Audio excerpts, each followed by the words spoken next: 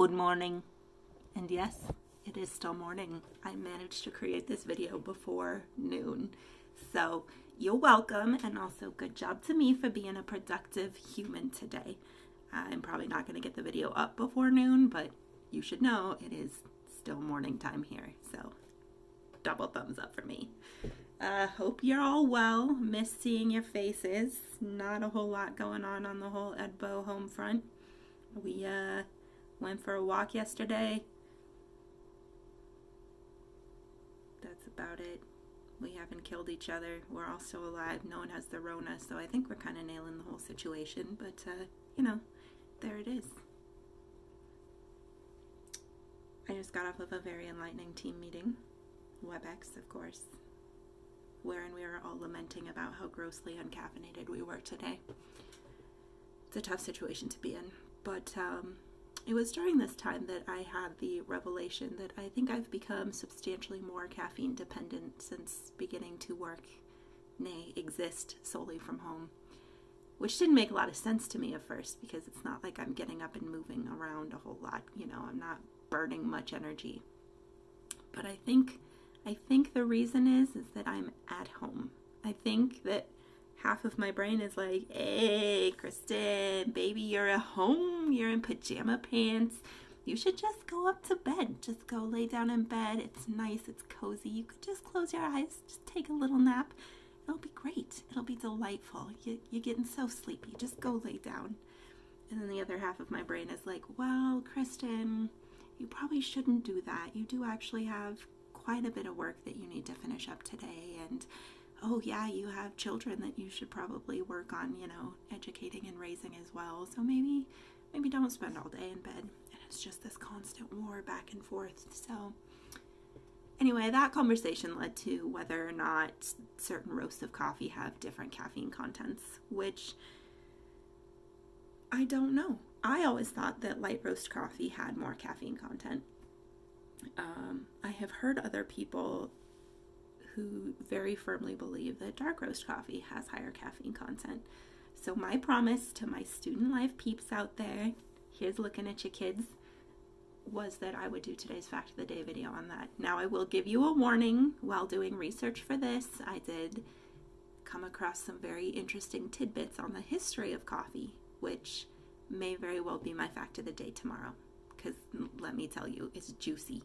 But for today, we're going to focus on fact or myth. Light roast coffee has more caffeine content than dark roast coffee. There's a lot of misinformation out there, guys.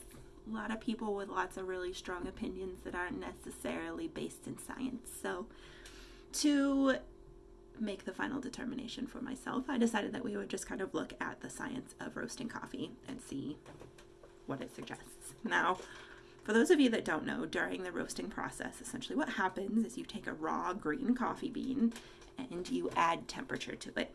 Now, how much temperature you add, how long you add temperature to it, is going to depend, determining on whether or not you want to make a light roast, a medium roast, or a dark roast. Whether or not you have a light roast, a medium roast, or a dark roast is going to impact the flavor of the coffee. So, for example, if you have a piece of toast, if you lightly toast the toast versus if you burn the toast, you're going to have a very different flavor profile. It's very similar for coffee. All of these flavor changes, anywhere from green to yellow to light brown to deep brown to black, all of these flavor changes happen via something called the Maillard and the Strecker reactions, which are both kind of cool. I did some research on them. They're pretty cool, like non-enzymatic complex reactions, but I'm not going to go into a lot of detail about those. Nay, I'm not going to go into any detail about those because I am not an organic chemist, as we have established in previous videos. I do history. I don't do chemistry, but that's what they're called if you happen to have a knack for things like that and want to look it up yourself. The Maillard and the Strecker reactions. Ask Dr. Google, he'll know. But those reactions occur, changes the flavor of the coffee bean.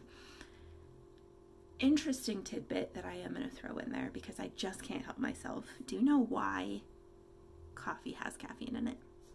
I didn't know. So it was actually a feature that was naturally selected for over generations and generations and generations. Now, coffee, as we know, caffeine is a stimulant. The plant, the coffee plant, uses caffeine. It uses that stimulant as a natural deterrent, particularly to certain pests that want to eat its leaves. So the caffeine has a tendency to overstimulate the bugs. Oftentimes it paralyzes them, it prevents them from doing any further damage to the plant, and allows the plant to go on and keep growing and doing its, coffee plant thing. So naturally, over the generations, the plants that had higher caffeine content were more likely to survive and produce little plant offspring because they were less likely to get eaten by bugs. And then, of course, humans found it and we loved it, and here we are today, but that's besides the point. So caffeine is a naturally occurring stimulant. Now, we also know, because science, that caffeine doesn't actually start to degrade until about 455 degrees Fahrenheit. That means that at any temperature below that, the caffeine itself has a tendency to stay pretty stable. It doesn't start to break apart. A lot of dark roast coffees, the research that I did at least, generally don't get roasted much above 430 degrees. So logic would tell us that it doesn't get high enough in temperature to cause that caffeine to start to degrade. Thus, in turn, one would make the assumption that if you had a light roast bean and a dark roast bean of the same coffee variety, that they would have pretty similar caffeine contents. Now, caffeine content is correlated to coffee varieties. There are a number of different varieties of coffee out there, and each one has its own particular level of caffeine. For example, kind of the two main coffee groups, you have Arabica and you have Robusta. Robusta coffee as a whole has higher caffeine content. So if you're comparing varieties, Robusta has more caffeine, but a light roast and a dark roast of Robusta are going to have about the same caffeine content, and a light roast and a dark roast of Arabica are going to have about the same caffeine content, which is kind of cool. I really thought there would be more of a difference, but it's pretty negligible.